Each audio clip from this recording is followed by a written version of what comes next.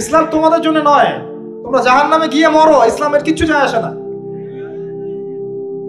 আল্লাহর ওয়াস্তে পারিবারিক আদর্শের দিকে ফোকাস করেন প্রিয় ভাই। নিজে জাহান্নামের আগুন থেকে বাঁচান, পরিবার বর্গকে বাঁচান, পরিবার একটা পার্ট হচ্ছে আপনার পিতামাতা। পিতামাতার সাথে খারাপ আচরণ করতে যায় না আল্লাহর ওয়াস্তে। সেই ব্যক্তির জন্য ধ্বংস যার পিতামাতা বেঁচে আছে, তাদের হক আদায় করে সে জান্নাতে যেতে পারবো না, তার জন্য ধ্বংস। আরেকটা অংশ আছে আপনার সন্তান সন্ততি। বাচ্চা কাচ্চার প্যারেন্টিংটা খুব সুন্দর করে করেন। যখন আপনি স্ত্রীর সাথে মিলন করতে গিয়েছেন তখন দোয়া পড়েন, আল্লাহুম্মা বিসমিল্লাহি আল্লাহুম্মা জান্নিবনা শাইতান ও জান্নিবিশ শাইতান মা রাযাকতানা।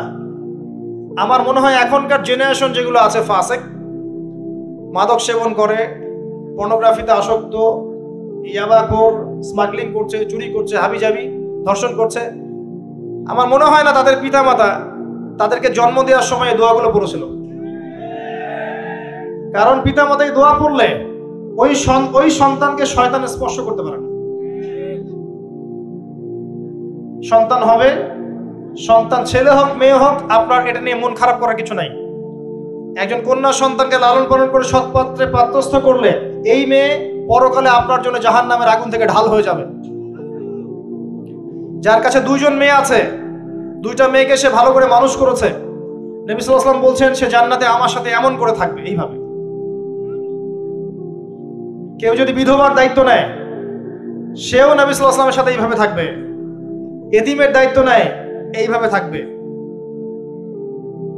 ফ্যান্টাসিতে ভুগছেন, একটা এতিম মেয়েকে বিয়ে করেন, একটা অসহায় তালাকপ্রাপ্ত মেয়েকে বিয়ে করেন, একটা বিধবা মেয়ে যার স্বামী মারা গেছে, কেউ নাই দেখার, তাকে বিয়ে করেন, তারপরে বোঝা যাবে আপনার মধ্যে কতটুকু দিন আছে। আর বর্তমান সভ্যতা আমাদের কি সমাধান দিবে? সবাই যদি দিনদার একটা করে ক্যাটরিনা খোঁজে, এই এতিম, এই বিধবা, এই যাদের দেখার কেউ নাই, এই মেয়েগুলা কি রাষ্ট্রের সম্পত্তি হয়ে থাকবে? এদের দায়িত্ব কে নিবে? পুরুষরা যদি দায়িত্ব না নেয়, কে দায়িত্ব নিবে? এখন কেউ যদি ওদের দায়িত্ব নিতে যায়, তখন তাকে আবার খারাপভাবে উপস্থাপন করা হয়, এই ব্যক্তির মনে হয় চরিত্র খারাপ। কিন্তু এদিকে বাইরে 10টা জেনা করে বেড়াচ্ছে, কোনো সমস্যা নাই, এগুলো কুস্কায়। এইসব জাহেলদের জন্য ইসলাম নয়। ইসলামের প্রতিটা বেসিক ফান্ডামেন্টাল মানবতার কল্যাণের জন্যই। এগুলোকে ফরজ করা হয়নি, আপনি নফল, আপনার সামর্থ্য থাকলে আপনি করতে পারেন, না করলে কোনো সমস্যা নাই। কেউ যদি করে যে ইসলাম পরিপূর্ণরূপে পালন করার চেষ্টা করছে, এটার উপর আমল করার চেষ্টা করছে, তাহলে আপনি তাকে ক্রিটিসাইজ করছেন কেন? কি সমস্যা আপনার? আরেকটা পার্ট হচ্ছে সন্তান সন্ততি। বাচ্চা কাচ্চাকে ছোটবেলা থেকেই মানুষ করতে হবে এমন ভাবে যাতে করে বড় হয়ে এরা এই উম্মার খালিদ এবং ওমর হতে পারে।